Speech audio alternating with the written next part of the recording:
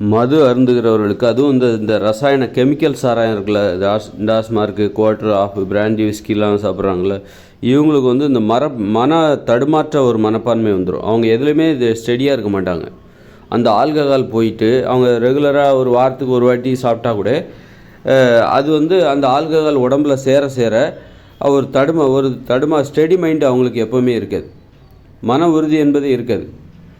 உறுதி தானே, அந்த மன உறுதி தானே, உடல் உறுதி தான் மன உறுதி. உடல் உறுதியாக இருக்கணும், மனசு உறுதியாக இருக்கணும். அவங்களோட பேச்சில் வந்து உறுதி இருக்காது.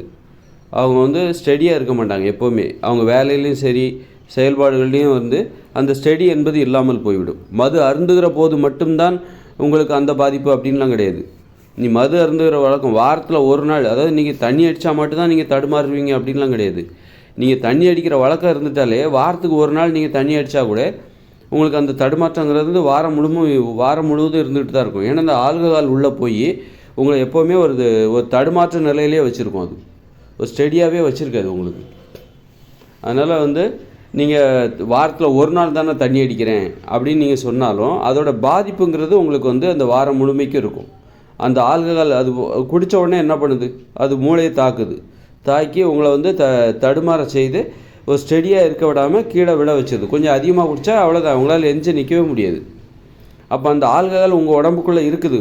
நீங்கள் வந்து அதை நீங்கள் வாரத்தில் ஒரு நாள் தண்ணி அடித்தாலும் அந்த ஆல்கஹால் உங்கள் உடம்புக்குள்ளே இருந்து அது வேலை பார்த்துக்கிட்டு தான் இருக்குது. எல்லாமே வெளியே போயிடாது. மறுநாள் டாய்லெட் போயிட்டால் எல்லா ஆல்கஹாலும் வெளியே போயிடாது. அந்த ஆல்கஹால் வாரம் ஒரு முறைக்கு நீங்கள் அடிக்கடி தண்ணி அடிக்கிறீங்க, வாரம் ஒரு முறை தண்ணி அடிக்கிறீங்கன்னா அந்த ஆல்கஹால் உடம்புல சேர்ந்துக்கிட்டே இருந்து நீங்கள் எதுலேயுமே ஸ்டெடியாக இருக்க மாட்டீங்க. ஒரு ஸ்டெடி மைண்டுங்கிறது உங்களுக்கு இருக்கவே இருக்காது. தடுமாற்றம் என்பது இருந்துக்கிட்டே இருக்கும்.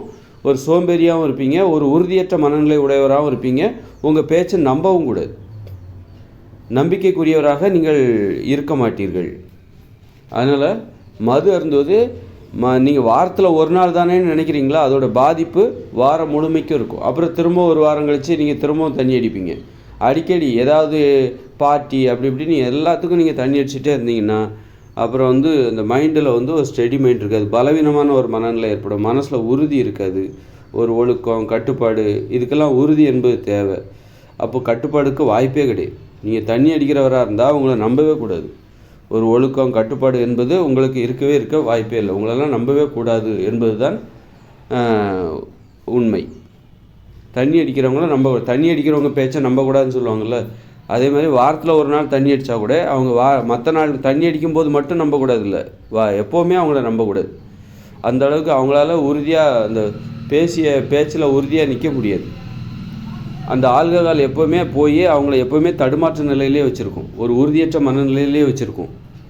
அவங்க மைண்டு ஸ்டெடியாக இருக்காது, உடம்பு ஸ்டெடியாக இருக்காது, எப்போவுமே ஸ்டெடியாக இருக்காது. அப்புறம் கடைசியில் என்னாகும், அவங்கள வந்து வீழ்த்திடும். அந்த மதுபானம் என்பது அவர்களை வீழ்த்தி விடும். அதுவும் நம்ம இந்திய நாட்டு சாராயம் இருக்கு பாருங்கள், ரொம்ப சும்மா அதெல்லாம் கெமிக்கல் ஆல்கஹால் அந்த எத்தனால் இந்த எத்தனால் எல்லாம் அந்த ஃபேக்ட்ரிலேருந்து மேட் பண்ணி 1:2 அப்படிங்கிற விகிதத்தில் அதை இதை கலந்து பாட்டில் அடித்து விற்றுட்ருக்கணும். அதனால் ரொம்ப எச்சரிக்கையாக இருக்கணும். அது மன தடுமாற்ற நோயை ஏற்படுத்திவிடும் என்பது உறுதி. அதில் வந்து தப்பவே முடியாது. அதனால் இயற்கை மதுபானம் இருந்துங்க. அந்த சீசன் வரும்போது, சீசன் வரும்போது இயற்கை மதுபானங்களை குடிங்க. அதில் நீங்களே வந்து ஏதாவது ஒயின் தயாரிக்க முடியுமா? நீங்களே ஒயின் வீட்டில் திராட்சை, பழரசம் இதெல்லாம் புளிக்க வச்சு ஏதாவது இயற்கை முறையில் ஏதாவது மதுபானம் அந்த ஒயின் தயாரிக்க முடியும் அப்படின்னா நீங்களே தயாரித்து கொடுங்க. எப்படி நம்ம ஹோட்டலில் சாப்பிட்றது கேடானதோ அது மாதிரி இந்த கடையில் போய் மதுபானத்தை வாங்கி குடிக்கிறதும் ஆபத்து. அதனால் வீட்டில் சமைக்கிறது தான் எப்படி நல்லதோ அது மாதிரி நம்ம வீட்டிலே வந்து நம்ம இயற்கை மதுபானங்கள், பழங்களில் இயற்கையான மதுபானங்கள், உடம்புக்கு கேடு எதுவும் செய்யாத இயற்கையான மதுபானம் செய்து குடிக்கிறது தான் புத்திசாலித்தனமானது. இந்த மாதிரி